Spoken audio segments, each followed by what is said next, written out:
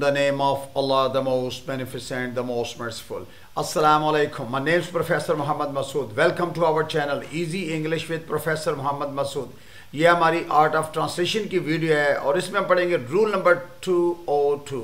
Before I start this video lesson, I'd like to say one thing. मोहब्बत की पहली शर्त इज्जत है.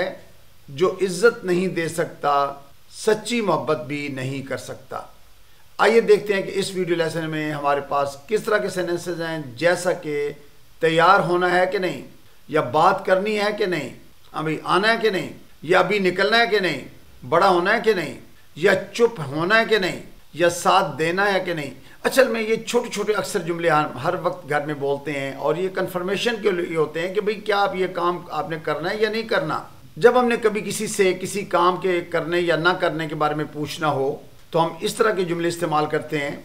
अच्छा, एक दूसरी बात ये भी है कि हम इन जुमलों को मजाक के तौर पर या बेतकल्फ़ी के माहौल में या दोस्ती के माहौल में इस्तेमाल करते हैं. आइए देखते हैं कि अब इन सेंटेंसेस को हम इंग्लिश में किस तरह कन्वर्ट करेंगे. अच्छा, इन सेंटेंस को इंग्लिश में हम दो तरह से बना ले सकते हैं. एक तो हम उसमें विल यूज़ करेंगे, सिंपल फ्यूचर टेंस जो इस्तेमाल होता है, जैसे कि विल के बाद सब्जेक्ट, फिर वर्ब की फर्स्ट फॉर्म और उसके बाद ऑब्जेक्ट, और उसके बाद और नॉट यानी या नहीं के लिए. और दूसरा जो है वो आर या इज़ के बाद हमने सब्जेक्ट इस्तेमाल करना है और उसके बाद वर्ब की फर्स्ट फॉर्म के साथ आईएनजी और उसके बाद फिर और नॉट यानी प्रेजेंट प्रोग्रेसिव टेंस इस्तेमाल करते हैं. अच्छा, इन दोनों में डिफरेंस ये है कि अगर कुछ देर बाद की बात हो यानी थोड़े फ्यूचर की बात हो रही है तो फिर हम विल का ज़्यादा इस्तेमाल करते हैं, लेकिन अगर हमने प्रेजेंट की बात फौरी तौर पर कोई काम करना हो तो उसके लिए हमने आर या इसका इस्तेमाल कॉमनली करते हैं. आइए अब हम इसकी एग्जांपल को स्टडी करेंगे और ये सारी स्ट्रक्चर हमें अच्छी तरह समझ लग जाएगी कि इनको हम, और मैं साथ साथ चूँकि एक्सप्लेन कर देता हूँ तो they will become quite clear. आना है कि नहीं, अक्सर कभी कहीं जा रहे हो घर में या दोस्त अब आप तो कहते हैं भैया आना है कि नहीं. विल यू कम और नॉट, विल यू कम और नॉट, या आर यू कमिंग और नॉट, आर यू कमिंग और नॉट. जाना है कि नहीं, विल यू गो और नॉट, विल यू गो और नॉट, या आर यू गोइंग और नॉट, आर यू गोइंग और नॉट. जैसे कि मैंने शुरू में बता दिया था कि अगर कुछ देर बाद की बात हो यानी फ्यूचर में बात करना चाह रहे हो तो फिर आप विल का ज़्यादा इस्तेमाल करें, लेकिन अगर आप एट द मोमेंट यानी प्रेजेंटली अगर कोई बात करनी है तो फिर आप आर यू गोइंग यानी इसका इस्तेमाल करें, आर यू गोइंग और नॉट. अच्छा, पूछना है कि नहीं, विल यू आस्क और नॉट, विल यू आस्क और नॉट, या आर यू आस्किंग और नॉट, आर यू आस्किंग और नॉट. बात करनी है कि नहीं. देखो ना, कभी घर में बैठे हो तो किसी से बंदा कहता है यार आपने बात करनी है कि नहीं करनी, बोलो हैं. विल यू टॉक और नॉट, विल यू टॉक और नॉट, या आर यू टॉकिंग और नॉट, आर यू टॉकिंग और नॉट. भाई लाना है कि नहीं, यानी किसी कोई कहता है ना भाई फलां पानी ले आओ या कुछ चीज़ ले आओ, बस आप कहते हो भाई लाना है कि नहीं लाना. Will you bring it or not, will you bring it or not, या are you bringing it or not, are you bringing it or not. अच्छा, तैयार होना है कि नहीं, will you be ready or not, will you be ready or not, या are you getting ready or not, are you getting ready or not. पैसे देने हैं कि नहीं, जो कितना बहुत आम बोला जाता है ये सेंटेंस घर में भी दोस्तों में, यहाँ भी पैसे देने हैं कि नहीं देने. तो will you give the money or not, will you give the money or not, are you giving the money or not, are you giving the money or not. सो रहे हैं कि नहीं, या अक्सर कहते हैं सोना है कि नहीं सोना, या सो रहे हैं कि नहीं. विल यू स्लीप और नॉट, विल यू स्लीप और नॉट, आर यू स्लीपिंग और नॉट, आर यू स्लीपिंग और नॉट. अच्छा, जैसे कि मैंने शुरू में आपने देखा कि मैंने इस भी इस्तेमाल किया हुआ है, और किसी यानी वो सो रहा है कि नहीं सो रहा भाई, तो विल ही स्लीप और नॉट, या इज ही स्लीपिंग और नॉट. यानी हम इसमें प्रेजेंट प्रोग्रेसिव के लिए सब्जेक्ट भी चेंज कर सकते हैं, but it depends on your requirement कि आप इसको किस कॉन्टेक्स्ट में यूज़ करते हैं. खाना है कि नहीं, विल यू ईट और नॉट, विल यू ईट और नॉट, आर यू ईटिंग और नॉट. यानी बंदा चूंकि सामने होता है तो उससे हम पूछते हैं भाई आर यू ईटिंग और नॉट, हाँ भाई खाना खाना है कि नहीं खाना. लेकिन अगर ये थर्ड पर्सन की बात हो कि उसने खाना खाना कि नहीं खाना तो इज ही ईटिंग और नॉट, फिर हम आर की जगह आर यू की जगह इज ही भी इस्तेमाल कर सकते हैं, या लड़की हो तो इज शी भी लगा सकते हैं आप. आराम करना है कि नहीं, विल यू रेस्ट और नॉट, चूंकि रेस्ट एज ए वर्ब भी यूज होता है, एज ए नाउन भी है, और चूंकि टेक रेस्ट भी होता है, लेकिन इसको हमने एज ए वर्ब यूज किया है। विल यू रेस्ट और नॉट, या आर यू रेस्टिंग और नॉट, आर यू रेस्टिंग और नॉट, यानी वो आराम कर रहा है कि नहीं कर रहा, इज ही रेस्टिंग और नॉट, तो आप इस तरह भी पूछ सकते हैं। या इज शी रेस्टिंग और नॉट, क्या वो आराम कर रही है कि नहीं कर रही, चुप होना है कि नहीं। अक्सर टीचर क्लास में बच्चों को कहते हैं हाँ भाई चुप होना है कि नहीं, will you be quiet or not, will you be quiet or not, या are you being quiet or not, are you being quiet or not, साथ देना कि नहीं, will you support me or not, will you support me or not, are you supporting me or not, are you supporting me or not. लेकिन अगर third person की बात हो कि is he supporting me or not, या is she supporting me or not, सब्र करना है कि नहीं।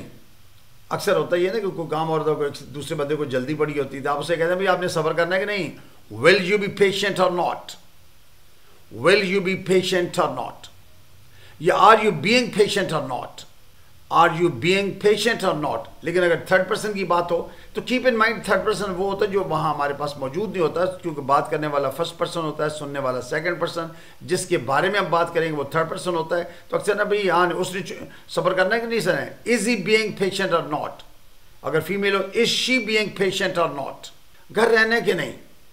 अक्सर पेरेंट्स बच्चों को कहते हाँ भाई घर रहना कि नहीं रहना, will you stay home or not, will you stay home or not, are you staying home or not, are you staying home or not. अच्छा अगर उसने घर पे रहना कि नहीं रहना, is he staying home or not, या is she staying home or not, रुकना है कि नहीं, यानी कभी कोई कहीं गए हो तो कहते हैं भाई आपने रुकना है कि नहीं या हम चले जाएं, will you stop or not, will you stop or not, या are you stopping or not, are you stopping or not. ये इसी तरह उसने रुकना है कि नहीं, is he stopping or not, अगर फ्यूचर में तो will he stop or not, या will she stop or not, सच बोलना है कि नहीं, will you tell the truth or not, will you tell the truth or not, are you telling the truth or not, are you telling the truth or not. लेकिन अगर third person की बात हो, will he tell the truth or not, या is he telling the truth or not, या is she telling the truth or not, यानी वो सच बोल रही है कि नहीं बोल रही। एतबार करना है कि नहीं, हमें एतबार करना चाहिए दूसरों पर।